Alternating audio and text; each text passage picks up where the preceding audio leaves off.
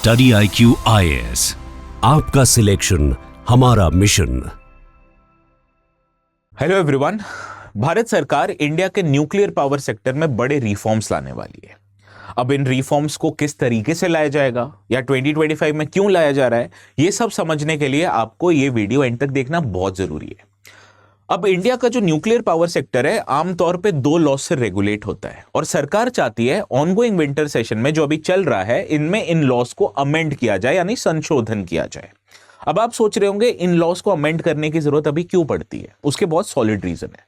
पहला, सरकार चाहती है कि जो इंडिया के सिविल न्यूक्लियर लॉस हैं उनको ग्लोबल नॉर्म्स के साथ अलाइन कर सके। दूसरा रीजन है, इन्वेस्टर्स का करंटली इंडिया में न्यूक्लियर पावर सेक्टर में इन्वेस्टमेंट्स काफी कंसर्निंग था। वो नहीं चाहते थे किसी कारणवश इंडिया के न्यूक्लियर पावर सेक्टर में इन्वेस्ट करना। तो सरकार ये भी चाहती है थ्रू दीज रिफॉर्म्स कि जो इन्वेस्टर्स के कंसर्न्स है उनको एड्रेस कर दिया जाए। और तीसरा, जो शायद सबसे कॉन्ट्रोवर्शियल रीजन है, सरकार चाहती है इंडिया के सिविल न्यूक्लियर पावर सेक्टर को प्राइवेटाइज करना। सरकार चाहती है कि अभी जो खाली सरकारी companies nuclear power plants operate कर सकी हैं, ये अपॉर्चुनिटी प्राइवेट सेक्टर कंपनीज को भी दी जाए। अब सरकार का इन सब रिफॉर्म्स को लाने का ऑब्जेक्टिव या सॉलिड ग्राउंड वर्क क्या है, इनको समझने के लिए इस वीडियो को एंड तक देखना बहुत जरूरी है।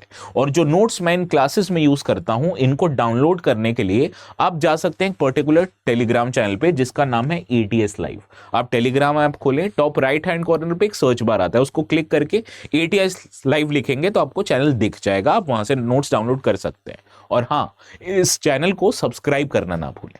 ओके, तो चलिए अब समझते हैं इंडिया के एटॉमिक एनर्जी सेक्टर में क्या बड़े चेंजेस होने वाले हैं। पहला चेंज होने वाला है एटॉमिक एनर्जी एक्ट 1962 का अमेंडमेंट, और इस अमेंडमेंट का सरकार ने नाम दिया है sustainable harnessing and advancement of nuclear energy for transforming India, also known as Shanti bill. अब इस रिफॉर्म्स के थ्रू सरकार क्या चाहती है कि जो प्राइवेट कंपनीज हैं, प्राइवेट प्लेयर्स हैं, वो भी न्यूक्लियर पावर प्लांट्स को ऑपरेट कर पाए। और इसके थ्रू इंडियन सरकार यह भी चाहती है कि जो प्राइवेट सेक्टर है वो स्मॉल मॉड्यूलर रिएक्टर्स को ऑपरेट कर सके। अब स्मॉल मॉड्यूलर रिएक्टर्स क्या है, इस वीडियो में हम एंड में इस बात को समझेंगे। तो पहला रिफॉर्म था जो शायद सबसे कंट्रोवर्शियल रिफॉर्म है, वो है इस सेक्टर में प्राइवेट प्लेयर्स की एंट्री। अब आप सोच रहे होंगे ये बहुत कंसर्निंग क्यों था। उसका एक बहुत बड़ा रीजन है, अभी इंडिया में टोटल ऑफ 24 न्यूक्लियर रिएक्टर्स और ये सब ऑपरेट करती है सरकारी कंपनी जिसका नाम है nuclear power corporation of India limited, NPCIL। कुछ रिएक्टर्स ऐसे भी है जो NPCIL ने और भी सरकारी PSUs के साथ जॉइंट वेंचर्स में खोले हैं। All in all presently India में खाली सरकारी कंपनी दैट इज NPCIL है न्यूक्लियर पावर प्लांट्स को ऑपरेट कर सकती है और प्राइवेट प्लेयर्स नहीं कर सकते। तो ये पहला बड़ा रिफॉर्म है एटॉमिक एनर्जी सेक्टर में। दूसरा बड़ा रिफॉर्म है in the civil liability for nuclear damage act 2010। अब ये जो एक्ट है ये किसी unforeseen event like a nuclear incident में जो विक्टिम्स को कॉम्पनसेट करने के लिए यूज किया जाता है। ये जो लॉ है ये पहला इंश्योर करता है कि किस पार्टी की लाइबिलिटी है टू प्रोवाइड मनी और compensation to the people who are victims of nuclear accident, and ये स्पेसिफिक प्रोसीजर्स भी बताता है जिसके थ्रू आप इन विक्टिम्स को कॉम्पनसेट कर पाए। अब इस लॉ में एक बहुत बड़ा लैकुना था। ये लैकुना है कि in case of a nuclear accident जो कॉम्पनसेशन की लायबिलिटी है, जिसकी रिस्पॉन्सिबिलिटी है विक्टिम्स को कॉम्पनसेट करने की, वो खाली पावर प्लांट ऑपरेटर्स की ही नहीं बट इक्विपमेंट सप्लायर्स की भी है। और इसको कहा जाता है राइट ऑफ रिकोर्स। कई सारे फॉरेन कंपनीज हैं like Japanese companies, American companies, even French companies, इनके जो कंपनीज हैं ये इंडिया के न्यूक्लियर पावर सेक्टर में इन्वेस्ट करने से कतराते हैं। क्यों कतराते हैं? क्योंकि उनको लगता है कि in case of a nuclear accident उनकी भी मॉनेटरी लायबिलिटी होगी टू कॉम्पनसेट द विक्टिम। और सरकार इसी कंसर्न को एड्रेस करना चाहती है।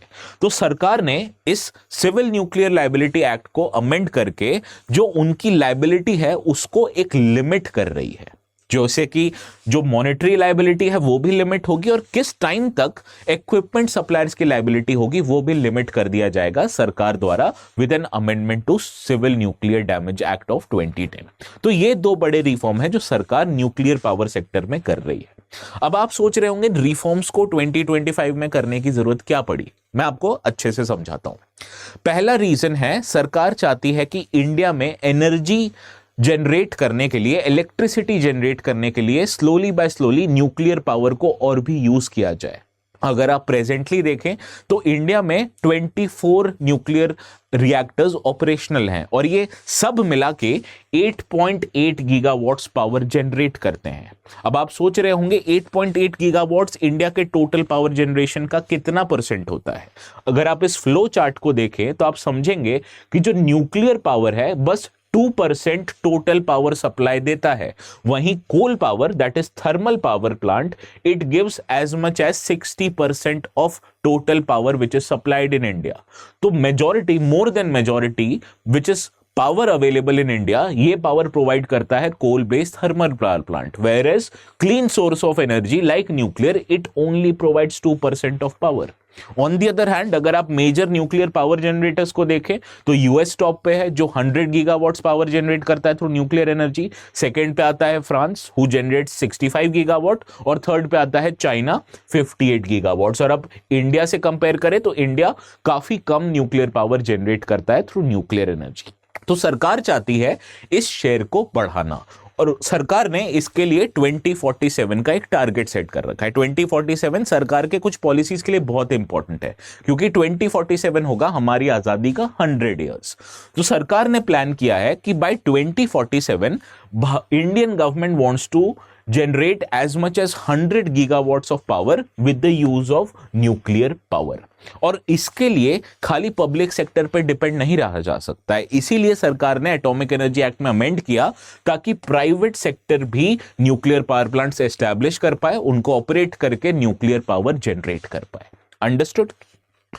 अब इसका एक बहुत सॉलिड रीजन है, इसका एक बहुत बड़ा सॉलिड रीजन है कि सरकार ने यूएन क्लाइमेट चेंज कन्वेंशन में प्रॉमिस किया है कि bye 2035 India will generate 500 gigawatts of power with the use of non-fossil fuel based sources। अब non-fossil fuel based sources होते हैं solar energy, wind energy, hydro energy, even it includes nuclear energy.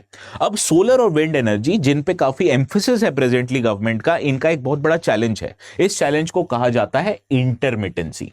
आपको समझना होगा solar and wind power 24/7 available नहीं है और ये एक बहुत बड़ा ड्रॉबैक है सोलर एंड विंड एनर्जी का, क्योंकि आप सोलर और विंड एनर्जी पे डिपेंड करके बेस लोड प्रोवाइड नहीं कर सकते हैं। इसीलिए अभी भी इन 2025 इंडिया का टोटल पावर जनरेशन 60% आता है थर्मल पावर प्लांट से, क्योंकि थर्मल पावर प्लांट एक्ट करते हैं बेस लोड पे। बेस लोड होता है मिनिमम लोड जो हर टाइम आपको इंडिया के पावर जनरेशन नीड्स के लिए देना पड़ता है, राइट। तो अगर आप सोलर और विंड पे डिपेंडेंट हो तो जो ग्रिड की स्टेबिलिटी है वो इफेक्ट होगी। और यहां आता है इंपॉर्टेंस न्यूक्लियर पावर प्लांट का, क्योंकि nuclear power first of all clean है, it is very low carbon in emissions, और दूसरा उसका फायदा है वो एक स्टेबल सोर्स है एनर्जी का जो 24/7 अवेलेबल होता है। तो अगर आपको कोल पावर को रिप्लेस करना है जो कि काफी पोल्यूटिंग है, तो जो best alternative for coal power is not wind, not solar power, but nuclear power. और न्यूक्लियर पावर को यूज करके आप बेस लोड प्रोवाइड कर सकते हैं और सक्सेसफुली कोल को as a major source of power generation replace कर सकते हैं। अब इसके लिए गवर्नमेंट ने प्लान किया है push for small modular reactor, और गवर्नमेंट और उसकी संस्था काफी रिसर्च कर रही है। और आप सोच रहे होंगे ये स्मॉल मॉड्यूलर रिएक्टर्स क्या होते हैं। स्मॉल मॉड्यूलर रिएक्टर्स होते हैं basically small nuclear reactors. Small modular reactor सरकार के लिए बहुत इंपॉर्टेंट है to make India a civil nuclear technology pioneer. Small modular reactors की कैपेसिटी आमतौर पे नॉर्मल रिएक्टर्स की कैपेसिटी का 1/3 होती है, बट ये उतना ही पावर डिलीवर करते हैं जितना एक कॉन्सेंट्रेटेड एरिया में जरूरत है। तो इनका एक बहुत स्पेसिफिक यूज केस हो जाता है। स्मॉल मॉड्यूलर रिएक्टर को आप इंडस्ट्रियल सेक्टर को पावर देने में यूज कर सकते हैं। सबसे बड़ा एडवांटेज है कि जो इंडस्ट्रियल सेक्टर का एमिशन है ड्यू टू पावर नीड्स वो कम हो जाएगा। दूसरा इसका फायदा है कि इसको आप बेस लोड पावर की तरह यूज कर सकते हैं, और specially energy intensive sector like powering data centres का यूज केस इसके लिए बहुत स्पेसिफिक। और यही रीजन है जो सरकार ने काफी सारा एफर्ट लगाया है to become a pioneer in small modular reactors. नब इस वीडियो से रिलेटेड 2 PYQs आए हैं यूपीएससी एग्जाम में। उनको सॉल्व करने से पहले, उनको समझने से पहले आपको एक बात समझ जानी चाहिए कि जो ये टॉपिक मैंने डिस्कस किया है ये इंटरसेक्शन है पॉलिटी और साइंस एंड टेक्नोलॉजी का, और यूपीएससी आमतौर पे इंटरलिंकेजेस पे बहुत ध्यान देता है, both in prelims and mains examination. अब इन इंटरलिंकेजेस को समझने के लिए आपको पॉलिटी और साइंस एंड टेक्नोलॉजी जैसे सब्जेक्ट्स को एक्सपर्टली कवर करना पड़ेगा, और इसका एक बहुत आसान तरीका है। वो आसान तरीके को कहते हैं रेजोल्यूशन प्लस बैचेस। अब रेजोल्यूशन प्लस बैचेस में खाली पॉलिटी और साइंस एंड टेक्नोलॉजी नहीं, बट इकोनॉमी, हिस्ट्री, ज्योग्राफी, सारे important subjects from UPSC point of view deeply cover किए जाते हैं। आपको क्लास नोट्स भी प्रोवाइड किए जाते हैं। यही नहीं, अगर आपको कोई भी डाउट्स क्रॉप अप होता है आपके प्रिपरेशन के समय, तो आप 1-to-1 मेंटरशिप के थ्रू उसको एड्रेस कर सकते हैं। आप अपनी लर्निंग्स को प्रैक्टिस करने के लिए mains and prelims mock test series use कर सकते हैं, जो रेजोल्यूशन प्लस बैचेस के स्टूडेंट्स को प्रोवाइड किया जाता है। ये सारे बेनिफिट्स एक्सक्लूसिवली अवेलेबल हैं रेजोल्यूशन प्लस बैचेस में, जो सेपरेटली 2027 और 2028 के लिए ऑफर किया जाता है। सबसे अच्छी बात बताऊं, आज से सेल लाइव है जिसको बोलते हैं फाइनल लाइव सेल, और इस सेल में आपको ये कोर्सेज काफी कॉस्ट इफेक्टिव वे में मिलते हैं। और इसका एक और फायदा है, अगर आप ये कोड ATS लाइव यूज करते हैं तो you can get maximum discounts on all the courses. खाली रेजोल्यूशन प्लस बैचेस ही नहीं, ऑप्शनल सब्जेक्ट्स में भी आपको मैक्सिमम डिस्काउंट्स मिलेगा। डन। अब चलिए देखते हैं 2018 का question. In Indian context what is the implications of ratifying additional protocol of international atomic energy agency. आपको समझना पड़ेगा, कुछ साल पहले भारत सरकार ने साइन किया था 123 civil nuclear agreement with United States government, और इस अग्रीमेंट के थ्रू यूनाइटेड स्टेट्स ने इंडिया को न्यूक्लियर सप्लायर ग्रुप में वेवर प्रोवाइड कर सकता था, so that Indian government and its agencies can trade in nuclear raw material. अब इसका एक कॉन्सिक्वेंस था, सरकार को IAEA का एडिशनल प्रोटोकॉल साइन करना पड़ा, जिसके थ्रू जो इंडिया के सिविलियन न्यूक्लियर रिएक्टर्स हैं वो IAEA सेफगार्ड्स के अंदर आते हैं, पर मिलिट्री न्यूक्लियर रिएक्टर्स इस IAEA सेफगार्ड्स के बाहर है। तो सही आंसर है इस क्वेश्चन का ऑप्शन ए।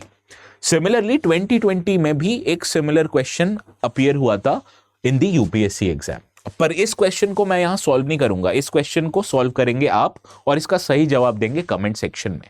जिन्होंने सही जवाब दिया कमेंट सेक्शन में, उनके कमेंट्स को मैं पर्सनली लाइक करूंगा, तो आप समझ जाएंगे आपका आंसर सही है। और वंस अगेन इन नोट्स को डाउनलोड करने के लिए आप जा सकते हैं एक पर्टिकुलर टेलीग्राम चैनल पे जिसका नाम है ATS लाइव।